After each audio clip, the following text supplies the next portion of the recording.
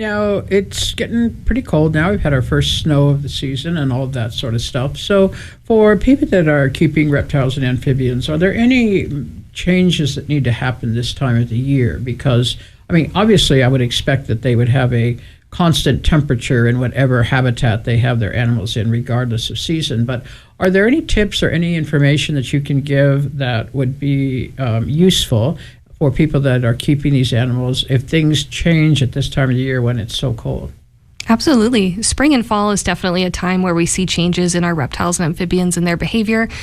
We regularly get a lot of calls from folks around this time of year too with concerns about their animals. You know, they may be getting a little more tired. They might not be eating as much. And for folks, especially if, you know, they've had that animal for a year or less, that can be very concerning to them. And we want to help walk folks through that process of knowing, you know, what's normal for that animal, what's normal for them to be experiencing, what you should be looking out for.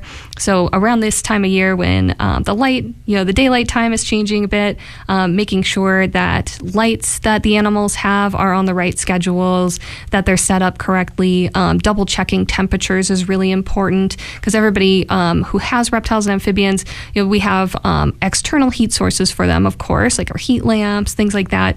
And for those things, we want to make sure that even, you know, they might be set at a certain way to just be putting out the exact amount of heat that you need. But if the ambient temperature in the home changes, that's also going to fluctuate in the enclosure a little bit too. So being able for folks to double check enclosure temperatures, double check humidity levels. It's getting very, very dry this fall. So making sure that animals who need a little bit of extra moisture and humidity have that in some way. So making sure that they can check all those things is always really good. Winter. And, now, do they change the light? Like, let's take an Australian lizard, for example, like a bearded dragon or something like that.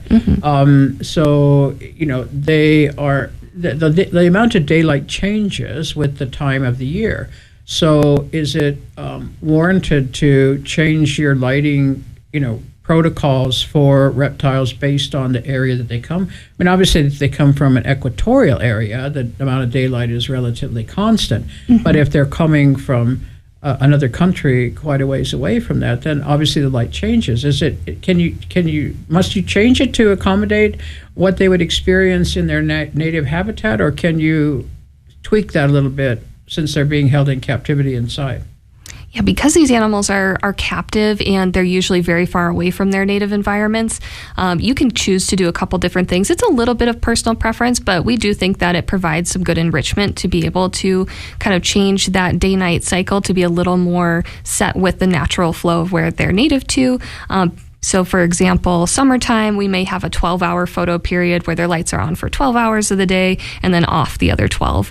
Some people choose to keep it that way all year round. Some people change it with the seasons that correlate with that animal's native range. And some people choose to change it with, like, our environments, kind of change in that lighting schedule because maybe that animal's enclosure is somewhere where they're getting some natural light.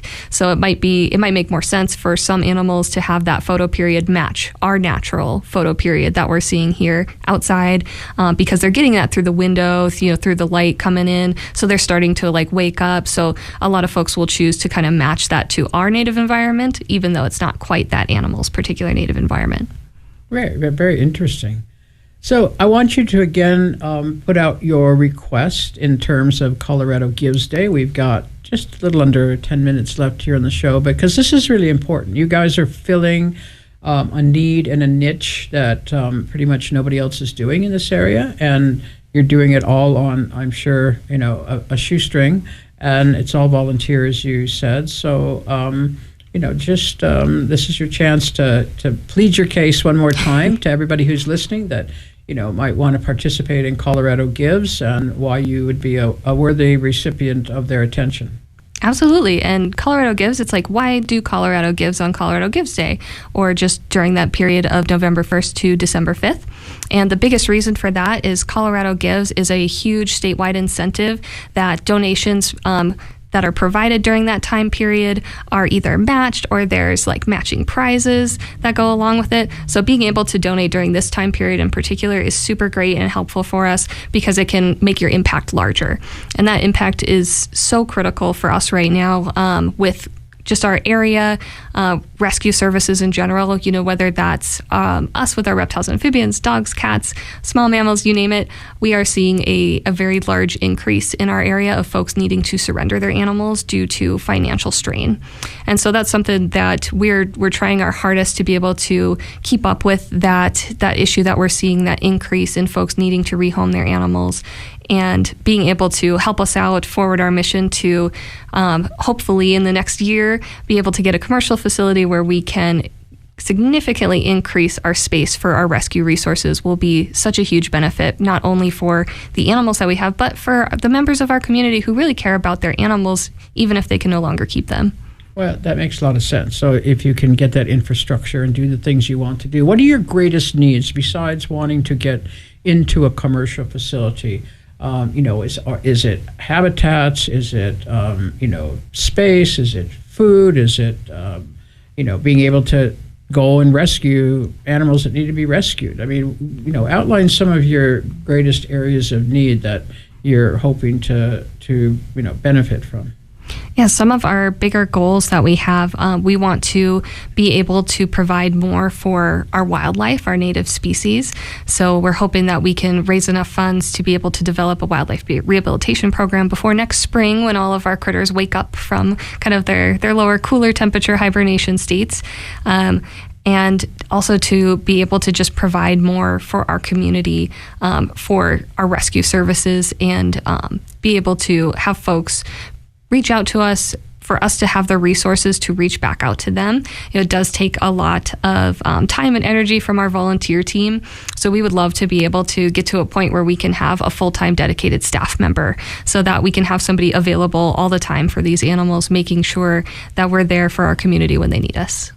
Now, you all are volunteers, and that's going to be that way, as you said, until you can get to a space and a position where you could have a paid staff member.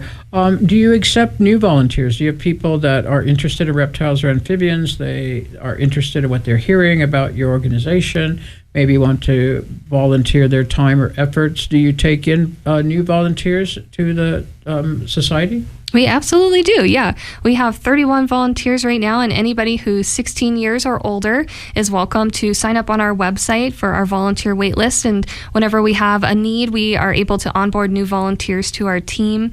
And those volunteers are able to help us out with anything from animal care to medical treatments with our animals, to our education programs and conservation work too. So it's a lot of fun. There's a lot of different ways that people can be involved. And also it's great for getting experience too, for anybody, especially, where we're at with CSU, being able to be a resource for potential veterinary students and pre-vet students who want to gain experience working with these animals. We'd love to be able to help people out with that and get them that experience working not only with all sorts of different species, but also with different medical cases that we see coming in. It's kind of like case studies for them, so that they can gain that experience and take it on, and hopefully, in the future, as they become veterinarians, take that knowledge and that experience and apply it and help other animals. Yeah, what an opportunity. As you said, if you're a pre-vet student or even a vet student, to have exposure and to be involved with taking care of these animals, particularly if it's someone who's tracking exotic animal medicine or just has a profound interest in that. You guys are perfectly placed to offer them that experience in exchange for some sweat equity. Now, do you, and I think I asked this before when you were on, do you consult on and off with Colorado State, with the veterinary teaching hospital, with some of the medical care of the reptiles or amphibians that you have? We absolutely do. They are our primary veterinarian at the veterinary teaching hospital. So we work really closely with them. We have a partnership with them where they are able to come visit our shelter facility once a month and do checkups on all of our rescues. And of course, if we have any animals that come in with severe medical needs or diagnostics, they're always going right to the VTH. Yeah, and it's such a great resource that we have here in northern Colorado with the veterinary teaching hospital there at Colorado State University. Well, I'm so pleased to be able to talk with you tonight, to let the community know more about what you're doing, and to offer you the opportunity again, if you would like. So let's go through all of your contact information. So if you want to volunteer, if you want to help them through the Colorado Gives program, if you want more information about reptiles or amphibians, this is a one-stop shopping place. One-stop shop. Our website has all the information anybody needs to volunteer, donate through Colorado Gives, learn more about us or our education programs, and that is just nocohs.org. That's pretty easy. So the Northern Colorado Herpetological Society. So the bearded dragons, tell me a little bit, because we have a couple minutes, and I was fortunate to see some in the wild when I was down there, and I've had them as pets before. They're fantastic. But what makes them such a great family pet? Because they really are. They have such personalities. They're so charismatic. They do. They're all so individual with their personalities. I think a lot of it is their temperament. They generally, at least the captive ones, maybe not so much the wild ones in Australia, but our captive friends that we have, generally they are just very, very easy to handle. They are very comfortable around all sorts of different situations, and they generally kind of like to snuggle a little bit. They're very comfortable sitting like on our shoulders, hanging out with us. A lot of people love their bearded dragons that they call couch potatoes because they get to sit, and kiddos can do their homework with them hanging out. You can watch a movie with them on your shoulder, and they're just very interesting animals to watch their behavior too. They're omnivores, so they eat all sorts of different foods, so it can be pretty engaging to feed them and interact with them. You can give them all sorts of different treats and even do training with them like we do with our dogs and cats. You can do target training with your bearded dragon, and so they're very interactive animals. They're also a diurnal species, so they're awake when we are, so it helps for fitting with our schedules for hanging out with them. We have 5 bearded dragons in our care. Currently, 4 of them are available for adoption. We have butternut squash, we have juniper, we have airy, and we also have smog, the bearded dragon. So we have a very wide variety of different critters, and their personalities are truly also very different. We have some that just absolutely love their snacks, some that are kind of couch potatoes. We have one he's a little more shy than the other ones, but that's kind of my favorite because they're more of a challenge to get on their good side, draw that personality out. Well, and bearded dragons are a great thought for people that are, particularly children that might have allergies to animals with fur. A bearded dragon could be a wonderful pet to enjoy if you have allergies. So I would love to go on and on, but it is 7 o'clock. You are listening to KRFC 88.9 FM. You have been listening to Critter Patter, and I want to thank Kate Boyd from the Northern Colorado Herpetological Society so very much for coming and talking with us tonight. Thank you so much. Thanks so much for having me. KRFC Fort Collins and streaming online at krfcfm.org.